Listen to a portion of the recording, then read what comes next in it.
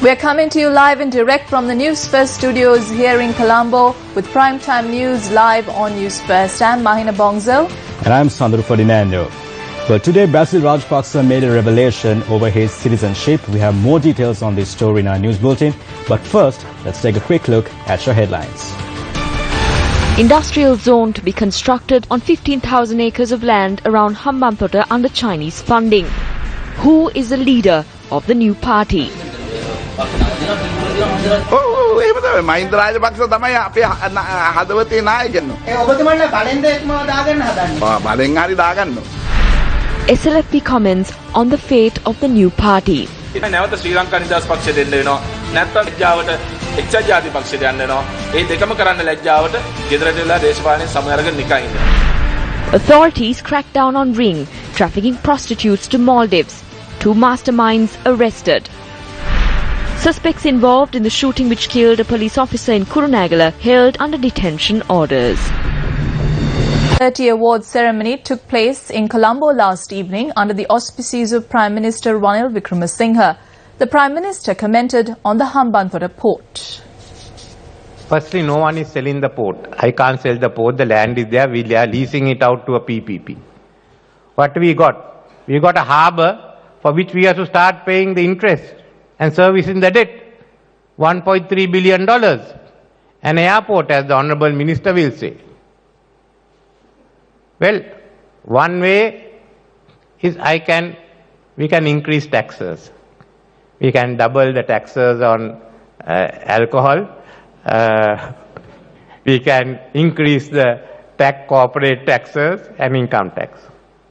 So we have a white elephant. That's what it is. I called it. But we are now turning into productive use. The Minister of Shipping, the Minister of Aviation, Minister of Southern Development. What are we doing? We are just, we are giving a majority of shares to China merchants in return for $1.1 billion. Now, how do they make to a balance of payment when the fund managers are taking the money out as interest rates will go in US? And why? Because you need volume in a harbour. And why should anyone come? We are negotiating on the airport, a dockyard to repair at least minimum of 60 ships a year, going on to 100. An LNG plant which will provide power, cement plants, basically over $3 billion. Today we heard there may be a second cement plant, where you can accommodate it. And 15,000 acres with the Chinese require to set up industrial estates on the Thai style. We need $8 billion of investment. Now if that brings in something, am I to sell? Am I to give it up? People ask today, where are you going to find the 15,000 acres? I say, we have over 5 million acres in the area we talk of. And excluding Yala, not only Bundala. The land has been identified by the Minister of Southern Development, and the Surveyor General is surveying the Hambantota land because the Chinese team will come by early December, and then the Monragala lands, there are Matara and even Ambilipitia as standby. Let's use it. To industrialize the South to a large extent. Key political figures were in attendance at this event, and among them was former President Mahinda Rajapaksa.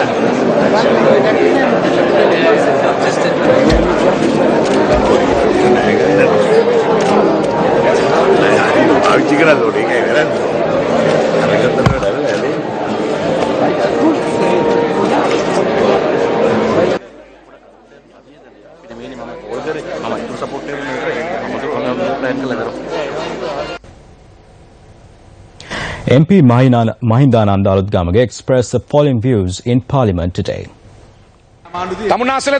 Do you think that this government will be there forever? All these persons got ministerial positions because Ranil Wickremesinghe was appointed Prime Minister and leader. It was we who protected that. Remember that it was we who carpeted the road to Serikota and secured that leadership. If not for us, you will not have these positions.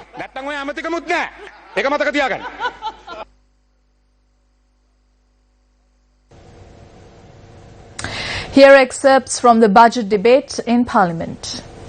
It is reported in a newspaper that the Minister of Education has appointed 5 cooks to a school with no hostel. It is a lie. The newspaper has corrected that there is a hostel, but due to the shortage of students, it was not informed to the ministry.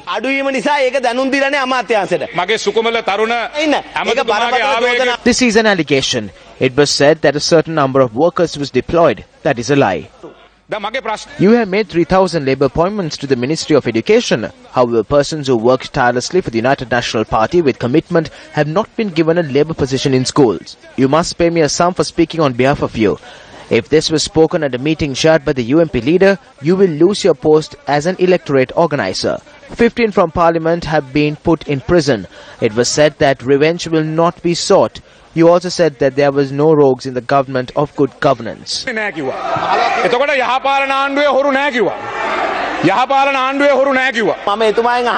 ask you, was it us who put them in prison? You are causing defamation to court. Who is involved in the Treasury bond scam? The Prime Minister. Who is accused of the transaction? Go and ask the Prime Minister. Was it us who stole 15 billion rupees? Go and ask from your leader. If possible, I will give you my time for you to speak on the theft. Do you recall coming to Kuliyapitiya when you were a child? You came to our shop in a blue Suzuki motorcycle as a sales representative. Please explain how you became a rich person. මට කරුණා කරලා දෙන්න. එහෙම හිටපු ඔබතුමා කොහොමද මේ ධනවතෙක් උනේ මෙච්චර? එදා නම් අපිත් ආවේ කාර් එකේ බෙන්ස් එකේ. හරිද? මම විධායක නිලධාරී. I served as an executive officer and a sales representative. I am not denying it. So what is wrong with it? ඉතින් මොකක්ද ඒකේ වැරද්ද? අගමැතිතුමා It has not been said anywhere that the Prime Minister is at fault. It is wrong to mention the Prime Minister in that context. The commission to investigate allegations of bribery or corruption has received a complaint that the Prime Minister is responsible for the bond scam. You can probe that. If he is not guilty, you can prove that. A complaint has been made against him. The COPE report does not mention that the Prime Minister is at fault over the bond issue. It is wrong for him to mention the Prime Minister. He must withdraw that statement. The UMP MPs claim that there is no allegation against the Prime Minister. However, the country knows that Prime Minister Ranil Wickremesinghe is behind this bond issue. What else needs to be said? When they speak for the Prime Minister, they come here and speak. When they were on that side, they never spoke of the Prime Minister. I am not angry over that. You said that you came out. If we did not yell, we will not be able to save ourselves. That's what Marika says. He's saying that this is being done for a balance. Prove it. The Sri Lanka Podujana Peramuna convened its inaugural media briefing at the party office in Battaramulla. Former Minister Basil Rajapaksa obtained the first membership to the new party. මට තාමත් අනුතරක් නැහැ ඉතින් ඒක හෙට අනිද්දාපත් හම්බෙයි. ඔබතුමා හින්දා තමයි මහින්ද රාජපක්ෂතුමා පෙරදුනේ එහෙම නැත්නම් ජනාධිපතිවරණය පෙරදුනේ කියන චෝදනාව ඍජුවම ඔබතුමාට එනවා. 2005 ඉඳලා හැම ජයග්‍රහණයක්. I was behind every victory from 2005, but I did not take any credit for any of that. But I was quick to genuinely take responsibility when defeated. I will do the same even now. I did not evade. Everyone knows that I came to Sri Lanka as a US citizen. But Mahinda Rajapaksa took a solid decision to step away from politics. I will engage in politics only with Mahinda Rajapaksa. මම ඈත් වෙන්න කියලා තීන්දුවක් ගත්තා.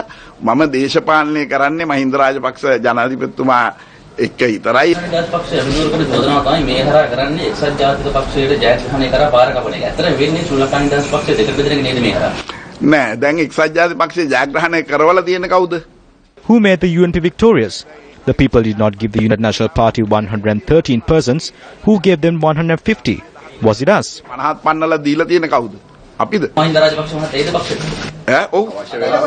අද හවස් වෙද්දී දැන් නෑ දැන් මේ ඒක දැන් ජනතාව බින්දුවේ ගහගෙන මේ ඔව් අපේ පරමාදර්ශය එතුමා අපේ දර්ශනය එතුමා පක්ෂේ ලාජි පක්ෂ නායකයන් බින්දුවේ දිනවා මහින්ද රාජපක්ෂ ඔව් එහෙම තමයි මහින්ද රාජපක්ෂ තමයි අපේ හදවතේ නායකයා පිළිගන්නේ නැහැ තාම නායකයෙක් කියලා. එතුමා ඉතින් අපි පිළිගන්නවා. ඒ ඔබතුමන්ලා බලෙන්ද එතුමා දාගන්න හදන්නේ? බලෙන් හරි දාගන්නවා. The Sri Lanka Freedom Party commented on the formation of the new party. Mahinda Rajapaksa මැතිතුමා බුද්ධිමත් දේශපාලඥයෙක් හැටියට අපි We believe that Mahinda Rajapaksa, as an intelligent politician, will never break away from the party. We are aware that he does not have any need to do so. I have one question from the SLF peers. Is Vimal Weerarangsa forming this new party after breaking away from the National Freedom Front? Is Vasudeva Nanayakkara breaking away from the party? Did Dinesh Gunawardena break away from the MEP? Yet the SLFP members are breaking away. Where did they end up? They return to the SLFP. They have only three fates. One, return to the Sri Lanka Freedom Party, join the UNP due to shame, or stay at home and step away from politics. Former Minister GLP Riss, who entered Parliament from the joint opposition, is in that. What is the delay?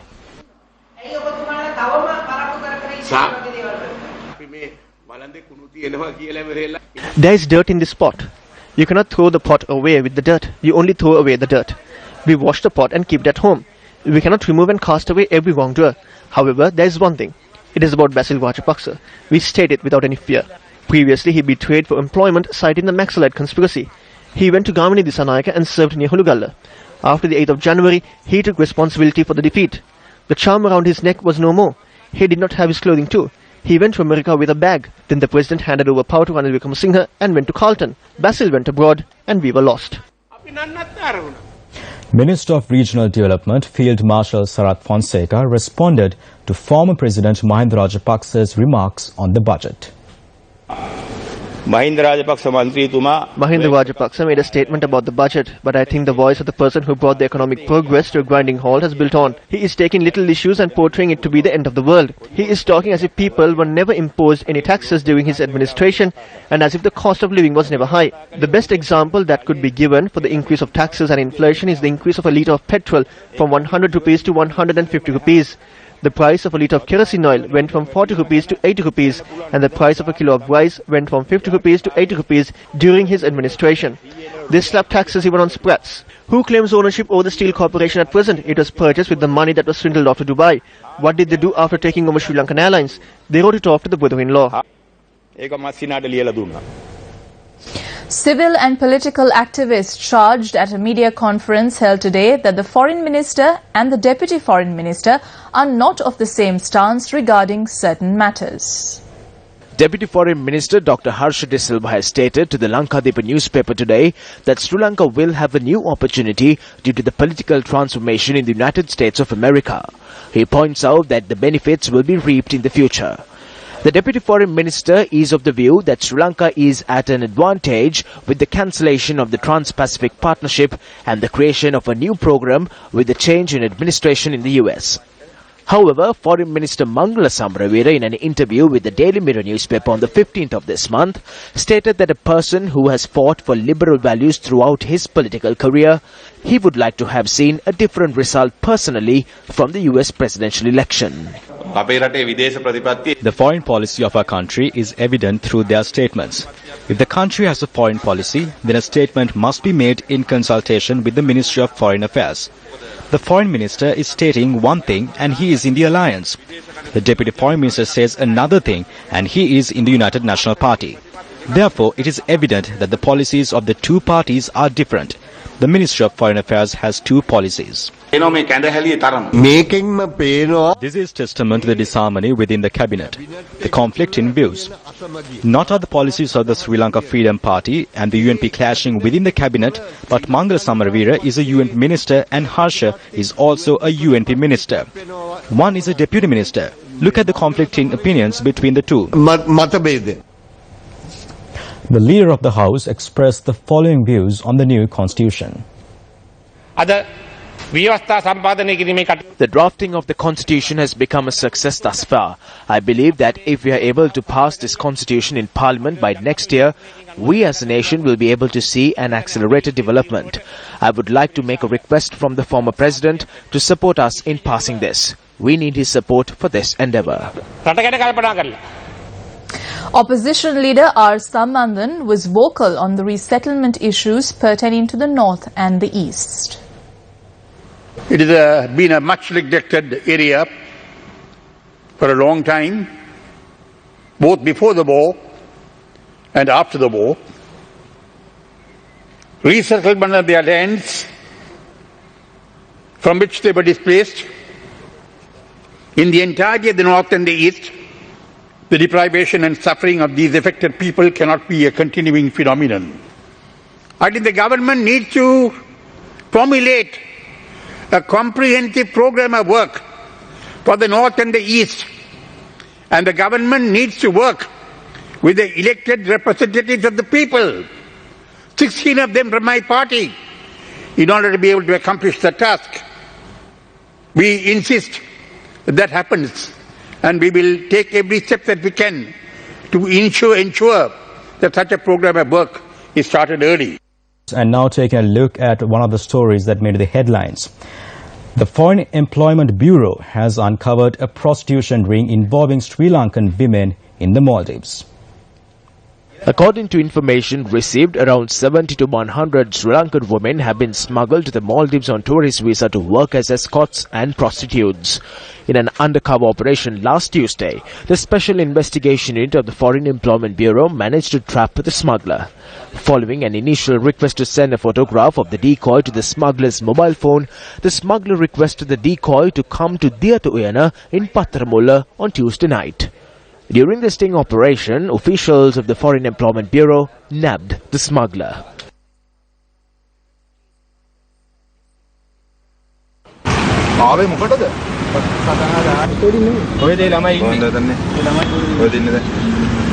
Following information revealed by the smuggler, officials arrested the owner of the lodge in Patharamulla. It has come to light that smugglers had used this location to provide accommodation to the women until their departure to the Maldives. These women have been sent on tourist visas, saying that they will earn a salary of around 150,000 rupees. Investigations are underway to see how these women have gone to Maldives. Once investigations conclude, we will be able to say on which basis these women have been sent. The suspects have been remanded until the 21st of this month. Investigations are on the lookout for a Bangladeshi national who is also suspected to be involved in the racket. If someone intends to go overseas for employment, go through an agency that is registered with the Foreign Employment Bureau. A woman should not attempt to go overseas simply on the recommendations of relatives and friends. We cannot guarantee any security.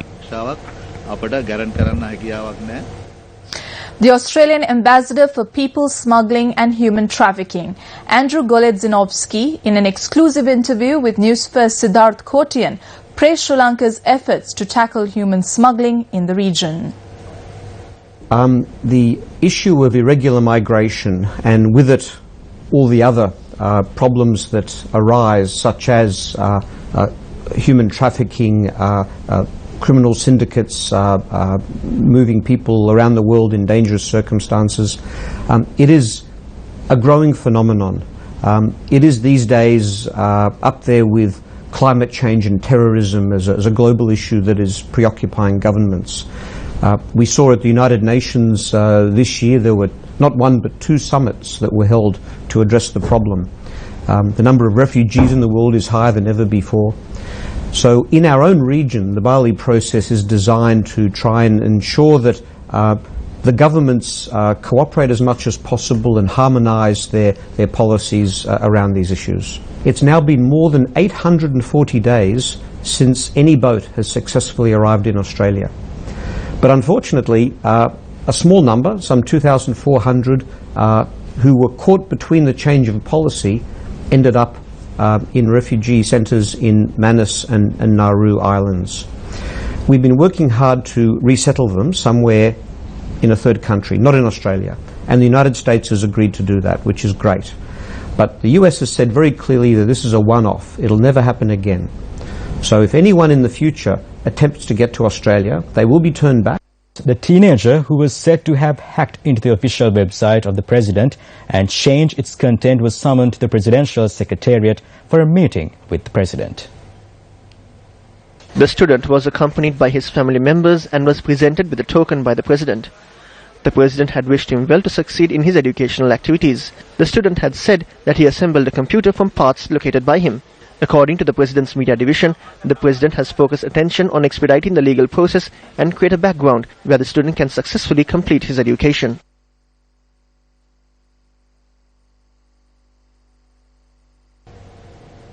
Four projects under the Gammadda Savio program were vested in the public today. A bridge on the Neluva village in Gaul was a long-felt need. Fulfilling this wish, the Gammadda Savio program vested in the public a newly constructed bridge that will help ease difficulties in transportation. Sri Lanka Export Credit Insurance Corporation supported Gammadda Savio in this effort. Gammadda Savio also opened the Pradipaloka preschool in the Rambava Ratmala area in Anuradhapura. Ajit Vijayatunga, a businessman who assisted the project, also attended. Gammadda Savio also broke ground for the Katkulam water project in Vaunia. In Hambantota, Gammadda Savio fulfilled the requirement for water and sanitary facilities at the Samuddagama Vidyalaya.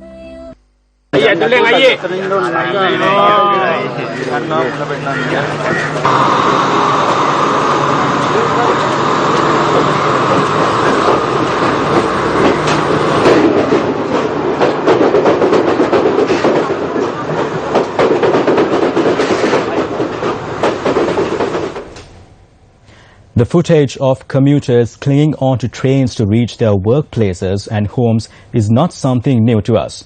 But sometimes commuting by train in a dangerous manner can claim a life.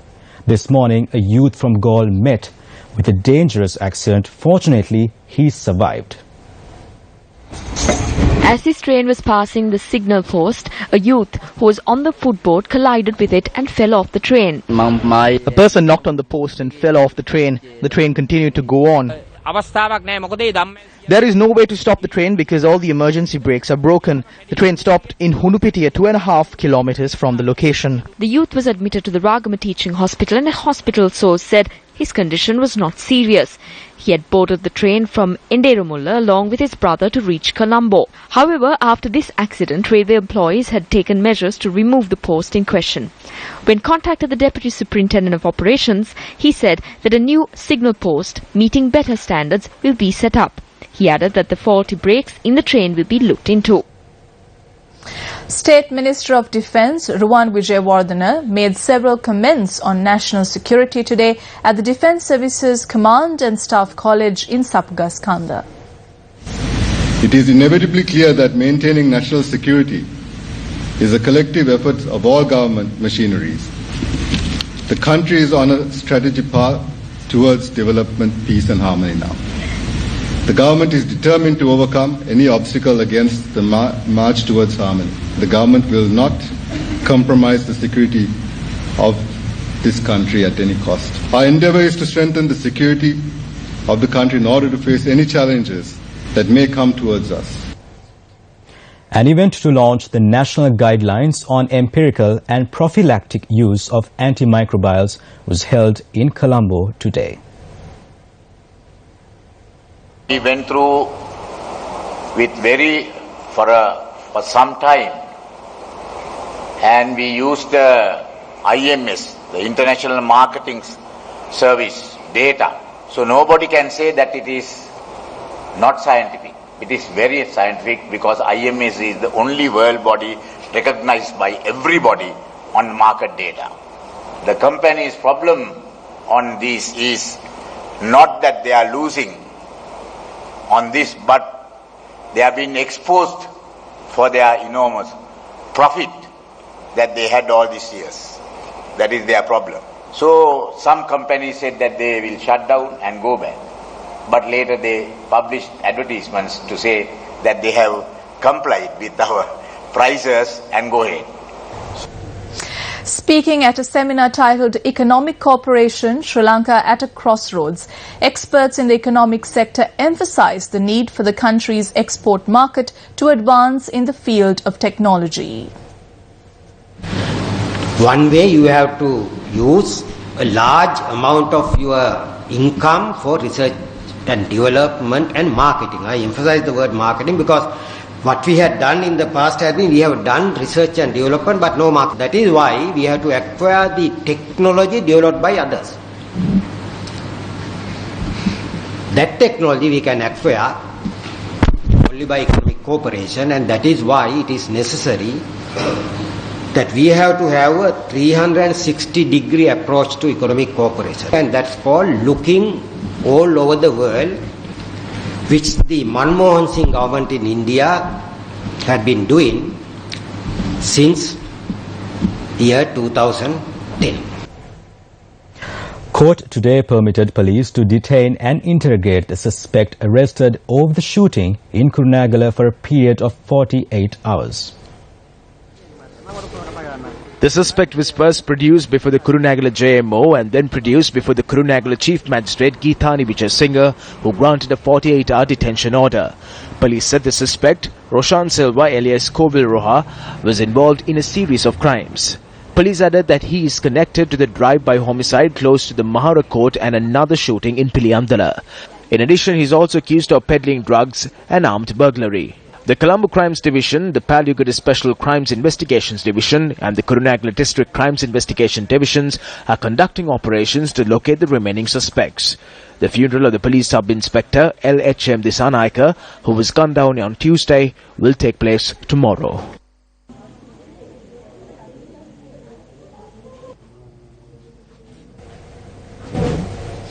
The experts group meeting on ocean forecasting was held in Colombo today. Also in attendance, Minister of Fisheries Mahinda Amarweera expressed these views. I am glad that our own scientists at NARA have got this valuable opportunity to interact closely with an able group of oceanographic experts attending this meeting.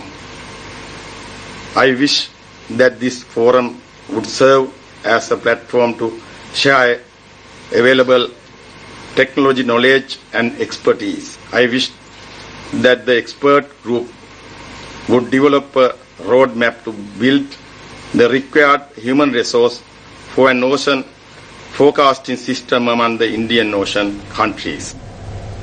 And with that, we wrap up Primetime News. For the Newsfirst team, I'm Sandru Ferdinando. And I'm Mahina Bongso. Well, don't switch channels just yet. Stephanie Lazarus of Newsfirst is in conversation with former diplomat Dr. Diane Jayapilaka on Vantage Point. That's coming up right after this. Good night.